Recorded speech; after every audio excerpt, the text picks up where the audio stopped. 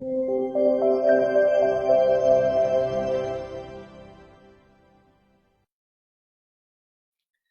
morning, CSL Carlsbad. My name is Reverend Dr. Lori McMacken, and it is my pleasure to serve you this morning with the Sunday message. And before I start the message, why don't we do what we love most here? Let's pray. So I invite you to close your eyes and to go within. And just take a minute to feel that presence of the divine. Opening our hearts to the divine mind, knowing that it is everywhere present, everywhere in its fullness, all powerful and all knowing. And I know that I'm one with this power and this presence of God. I am all that God is. And as I know this is my divine truth, I know this is the divine truth for each and every person here. Each person who has come here today to become spiritually fed. Each person who has come here today to harmonize themselves, to attune themselves with the essence, with the presence of spirit in their lives. And I am grateful for this. I'm grateful that we have this opportunity on Zoom to connect on a deep level. The freedom to do that at any time of any day and still be spiritually fed. I'm grateful that we are moving through this pandemic with divine grace and divine ease, and it will be very, very soon that we are all together as one in person. And I know that whatever needs to be said will be said, whatever needs to be heard will be heard, and it is all perfect in the mind of God. As I release my word into the law, knowing that it is done, it is good. It is right here and right now. And so it is.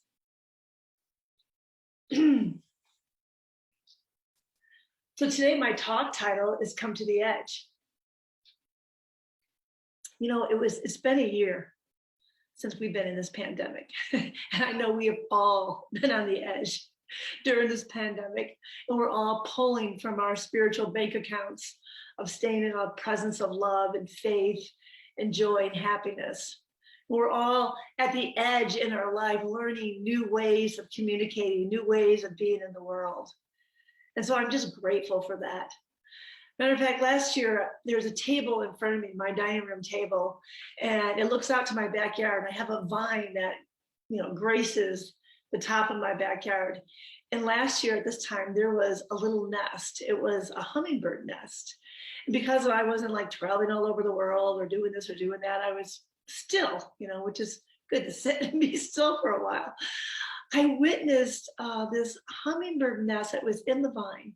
I witnessed the mother sitting in that nest and hatching her two little hummingbirds. And then I was sitting there the day that one of the hummingbirds jumped out onto the edge of the nest and then jumped onto one of the branches. And then there was a divine urge within the hummingbird saying, fly, fly. And all of a sudden the bird flew and it came back and it landed on another branch close by. And then the other baby hummingbird was looking at this brother or sister and sibling. And there was a divine urge within that bird to get out of the nest. So the bird got out of the nest, stood on the edge, and then got back in the nest. Because the nest is so comfortable and it's so safe. The bird got back out, looked around, saw its sibling flying around, and finally wings grew behind him and the bird flew. And it was just such a beautiful sight.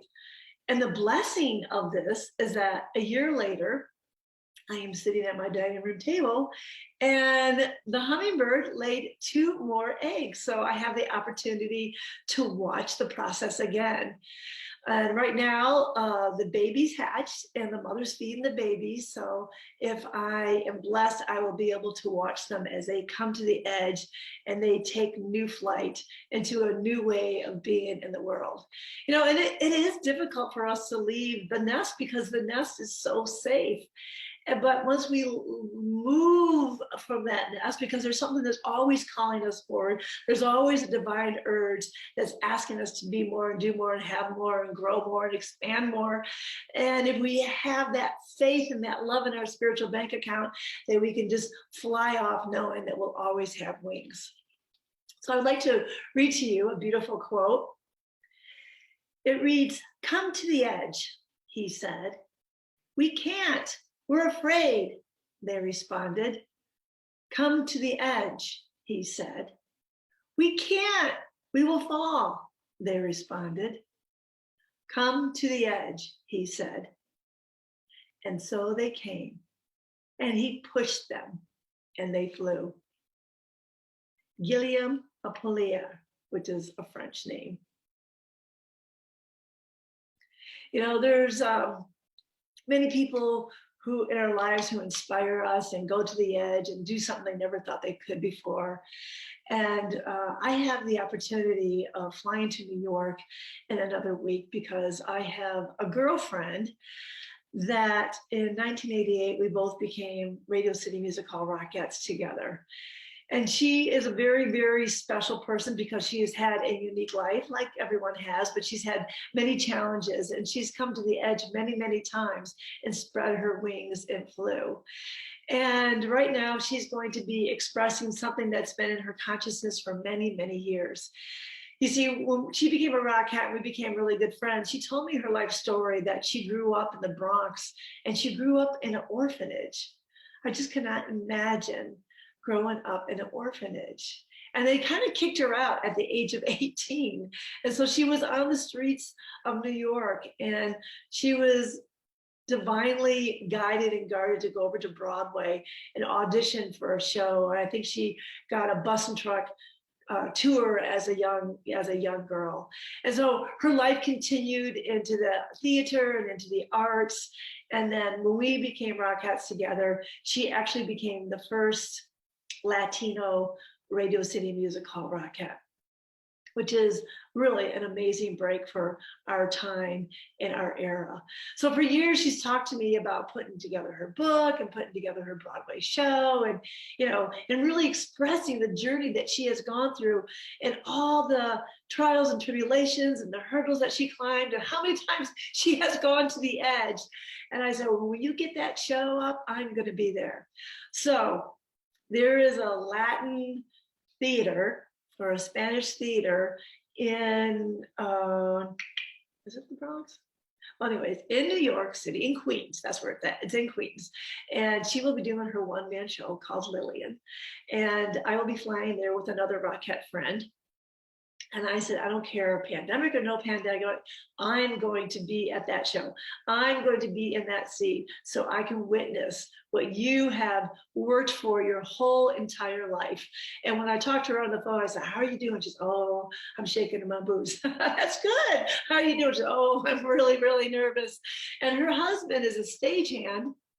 And so since he's not working because of the pandemic, he's going to be the one-hand man stagehand for her one-woman show. So it's just beautiful to see people in our lives that have inspired us, that have rise above their upbringing of where they came from, and knowing that she can be an inspiration for many more women and young girls in the world. So the other day, you know, you see people all the time coming to the edge, and everyone is at a different level of coming to their edge because we're all different levels. Where we're, as a Maslow hierarchy of needs, we could be in our just trying to get our basic needs met, or our psychological needs met, or our achievement, self-actualization needs met. And when I went to my Peace Love yoga class the other night, it was really cute. My teacher wasn't there, so we had a substitute teacher.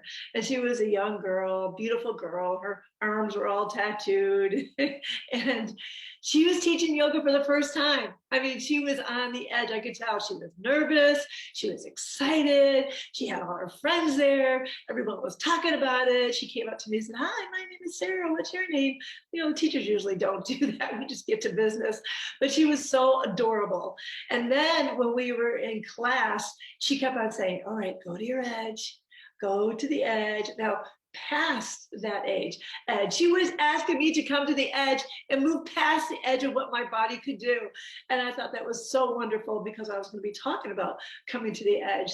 So not only was I witnessing her flying from her edge, I was also asked by her to extend myself and to go farther beyond what I can do in that moment.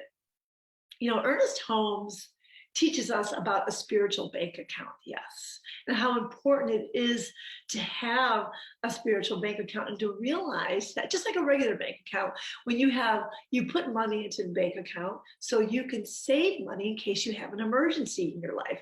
This is kind of what a spiritual bank account is. And how do you save money in your life? You live under your means and you pay yourself first, right? And this is how you fill up your spiritual bank account. You pay yourself first. That's right. Instead of giving it all out to the world, you pay yourself first, and then you can give to the world from the presence of love, from the presence of faith, from the presence of joy and happiness, from the presence of all the God verities in life. And a good way to fill up our spiritual bank account is through our spiritual practice. Yes, our spiritual practice of first thing in the morning, spiritual practice of prayer, set yourself right, meditation to harmonize yourself and to attune yourself with the presence of spirit, and through the practice of gratitude. But the easiest way to lift yourself up and to fill your spiritual bank account and to be in the ever-present moment and open yourself up for more to come into your life is to be in the power and the presence of gratitude. As a matter of fact, this morning, my friend David sent me a gratitude meditation that he found on Insight Timer. I think it's an app. It was a 5-minute meditation. It was really, really simple. And if you have a chance to go there, if you don't have a lot of time, spend 5 minutes in gratitude before you get out into the world, because then you take that spiritual energy with you. So whatever it is that you need to pull from, whether it would be love, more love in the world because someone is not showing up loving, you can show up loving instead. Or if you're asked to come to an edge in your life and you're feeling scared, when you know that God has your back, when you know that God grows wings on your back, when you're standing there at that edge, you write a check from your spiritual bank account and you use that to allow yourself to move forward in a greater way. So you have this divine urge that's pushing you forward, and you're tapping into that account because you already put that beautiful harmonizing, attuning essence into the account. So the other day I woke up late. Tuesdays and Thursdays, what I do is I wake up and I meditate at 5 o'clock. At 6 o'clock, I get ready to go see my chiropractor and then go do the steps. And I woke up late, so I had to get there at 6:55, so I was going to meditate later. I went inside and I lay down. The chiropractor looked at me. She said, "Okay, something's different with you. What's wrong?" I said, "Nothing's wrong. I just woke up late and I didn't get a chance to meditate." She said, "You need to go home and meditate." See, people pick up on that. When she's used to my energy being harmonizing and loving and peaceful, and all of a sudden I'm a little discombobulated, I'm not focused, I'm not together, and I'm not carrying that presence of God with me. She knows it. People know it. And so after my steps, I went home and I got into my meditation. So, I mean, it's important that we practice. We can't let up on that practice because we have to keep allowing that flow into our spiritual bank account so we can go through the world in the presence of love. We can carry that presence in faith. We can carry that presence in joy. So Dr. Alm Dr. Ernest Holmes, Dr. Ohm, I like that. No, it was Dr. Ernest Holmes wrote a quote about this, and I'm going to read it to you. I think you'll enjoy it. So every day you can say statements that are similar to this. God is love, and all the love there is mine now. I shall endeavor to see something lovable in everyone I meet, in every situation in which I find myself. And as I do this, I shall accumulate a great storehouse to be deposited into my bank account. And then when some experience comes along that seems unkind or unlovable, I should be able to write a check on my bank of life, which will cover the liability. That is beautiful. So another thing that we want to put in while we're always moving to our edge, growing and expanding with the divine, is we want to put in faith. Faith is so important. Faith is a sense of self-confidence that we have, self-worth, knowing that God has our back. Faith in ourselves, faith in God, faith in what we're doing, faith in the people around us, because there's nothing we can't be, do, or have as long as we have that faith. I know the other day, like I told you, I was going to New York, and I really wanted to get my shot before I went to New York, my vaccine. And I already made an appointment. I couldn't get it until after I came back. So the night before, I said, I'm going to pray deeply right now. I'm going to pray that an appointment opens up for me to get my vaccine. So I prayed very, very deeply, and I went to bed. 12 o'clock at night, I woke up. All of a sudden, I had this overwhelming feeling like, oh my God, there's a position open for me. There's a spot for me. So I went to the computer and I went to My Turn. I went to solve.com. I couldn't find the spot. And so I just went back to bed. And the next morning I woke up, I did my meditation, my prayers, and something told me to call Kaiser. So I called up Kaiser and I asked them if they had a position that was, before the date that I was leaving. They're like, yeah, there's actually one on Friday, which was yesterday. And I thought, oh, thank God, thank God. So I tapped into my spiritual bank account of just recognizing that God is always there for me, no matter what. And all I have to do is just ask and ye shall receive, right? Pray and ye shall answer. So how beautiful that was to just have that experience, because faith is natural and fear is unnatural, and faith is positive and fear is negative, and faith is affirmative and fear is living in denial. So it is up to us to continue to groom our consciousness and harmonize our consciousness with spirit on a regular basis. So you never know. Everyone's coming from different places when we're coming to our edge. I mean, some people are still in the Maslow hierarchy of needs. Some people are still in their basic needs. They're just trying to get food and water and shelter and safety. That's fine, okay? And other people are in the psychological needs where they need to just realize that they're worthy for everything that they have in their life, and they have self-worth and self-esteem, and they're able to reach different goals and have successes. And then you have the higher realm, which is on the tip of the pyramid. It goes like this, which is a person who is tapping into their peak potential, and they're being self-actualized, but you can't get to one until you've conquered the other. As a matter of fact, this year I've had 5 Power of 8 groups, and then these people have practitioner consciousness, and they're ready. They're at the level where they can tap into their peak potential. And as we came together as one for the full year with different groups, everyone was really expressing themselves and attuning themselves with what God's idea for their life has become. So we've had people in hospice, people becoming doulas, people moving to different countries, people moving to Colorado, all sorts of beautiful things happening in people's life because they're tapping into their peak potential. But there are people that are still just trying to get their basic needs met. And when you are a person of self-actualization, it's actually up to us to support these people, to either send them love or pray for them on a regular basis so that all their needs will be met, or to financially donate to certain charitable communities that offer assistance. And one of my favorite ones, and I've been supporting her for a long time now, her name is Dana Bristol, and she has a nonprofit called Leap to Success. And what this nonprofit does is I think it's something like 3 out of 5 women who go homeless, or 3 out of 4 women who go homeless, are subjected to domestic violence. And so these women are in a situation that they can't get out of. It's usually sexual abuse, mental abuse, physical abuse, even financial abuse. So, they take away their money and all their power. And the problem with that is a lot of times they have 3 or 4 kids. So now you're really stuck when you can't feed the basic needs of your children. You stay right where you are.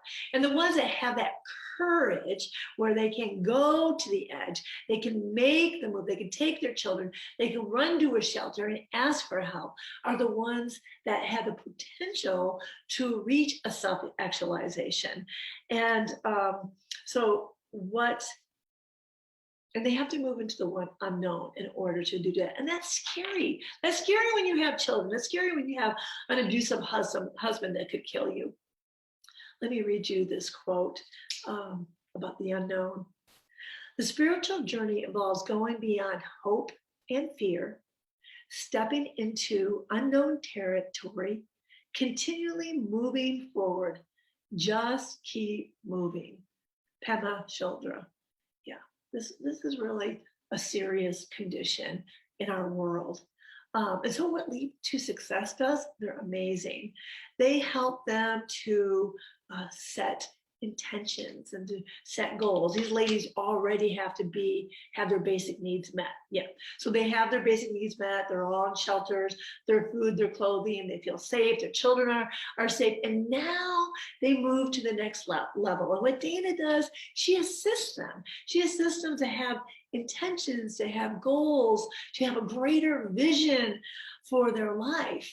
And Dana found that just from public speaking, she was able to empower herself. And she realizes that by teaching these women to speak publicly, they empower themselves and therefore they inspire other people. Because a lot of times when you've had dramatic things happen to you in your life, what happens is the energy gets caught in your throat.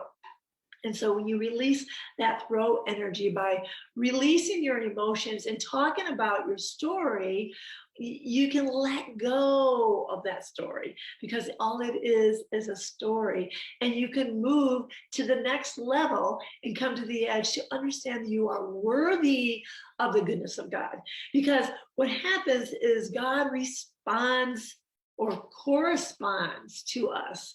They don't say, oh, well, she's a good person, so we'll throw her a bone. No, if you think that you are worthy, then God will think that you are worthy. And this is the tricky thing about the universe, as the law of attraction, that it's a corresponding energy. So she lifts their self-worth and she puts them in a community of like-minded women where they're all coming to the edge. They're all growing. They're all expanding. They're all becoming more than they've ever been.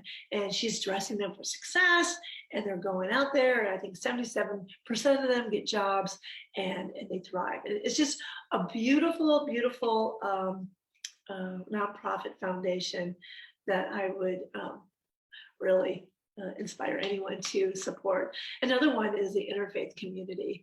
Interfaith community, they support the homeless people, and many of the homeless people, they're mentally ill or they have drug addictions.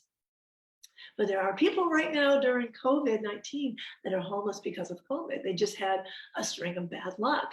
And there was a man in there, Michael, who owned a restaurant. He lost his restaurant, he lost his home, he went homeless. I mean, he was down, but he wasn't out. He was healthy enough to say, okay, now what can I do? How can I have a greater life? And he went to Interfaith, and they helped him with his basic needs. And then they helped him get a job. He's working at a restaurant. And I'm sure that the way, because he already owned a restaurant, he will move into that realm of self-actualization again. But this is through the interfaith community. And it's great to have in your spiritual bank account to give back to the universe and to help other people who are in great need to come to their edge and to move forward so they can live a fulfilled, God-ordained life. And there's many rags to riches story, and I love rags to riches story. I'll just tell you a couple of them before I close out. One of them is a man named Howard. He grew up in a place where there was a fence and the poor people lived on one side and the wealthy people lived on the other side. And he decided that one day he was going to be able to climb that fence and be in the place where these people are happy and they're healthy and they're wealthy. So he put himself through college, and then eventually he bought out a coffee shops called Starbucks. And you know how many Starbucks are in the world today. I believe he's worth about $3 million, if not more, who knows. But that is really a story of going from having your basic needs met all the way up to the point of self-actualization. And you know, every tier that he climbed, he was coming to the edge.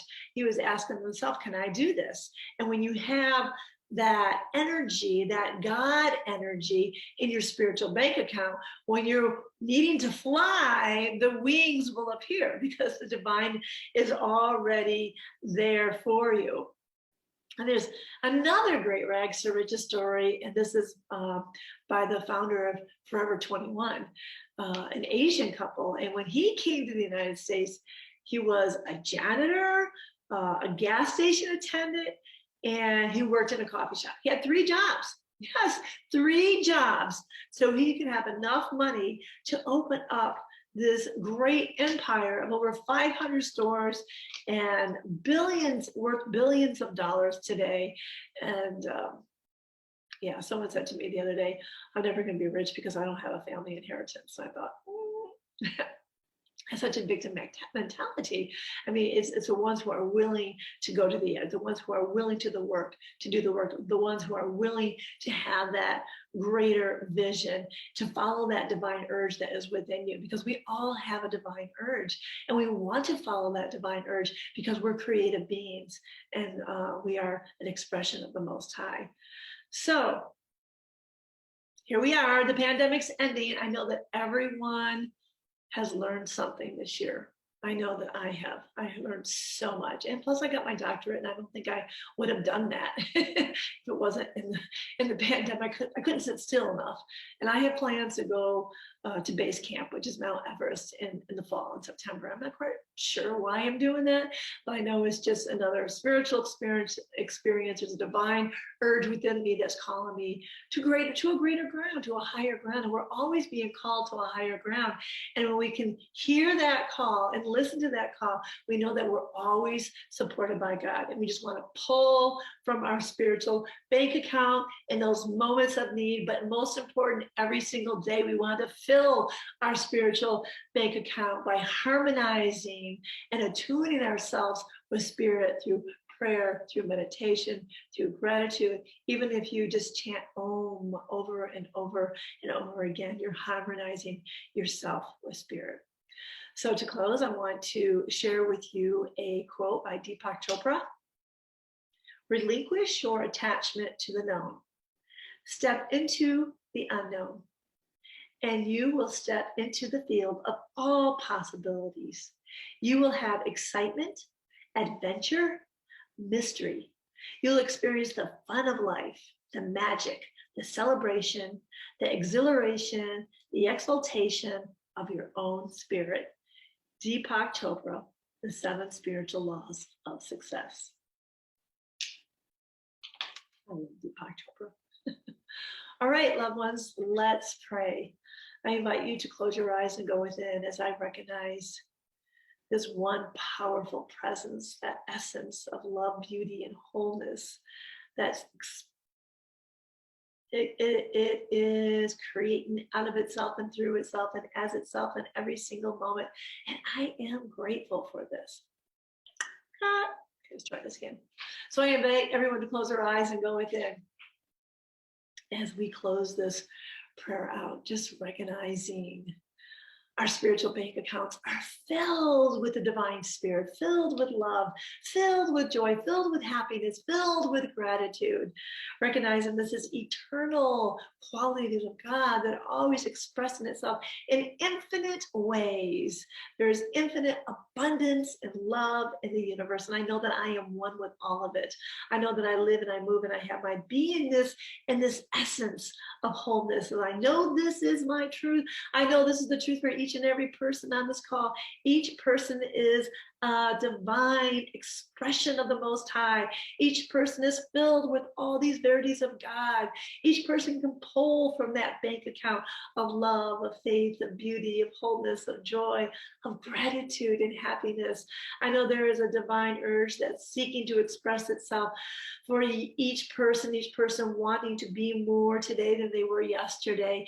And I hear that call. I know each and every person hears the call of the divine to step forward in a bigger way. And I am grateful for this pandemic, knowing that it is coming to an end, knowing that we have learned, we have grown, we have expanded, and we're ready to get out into the world and to have a greater expression of life.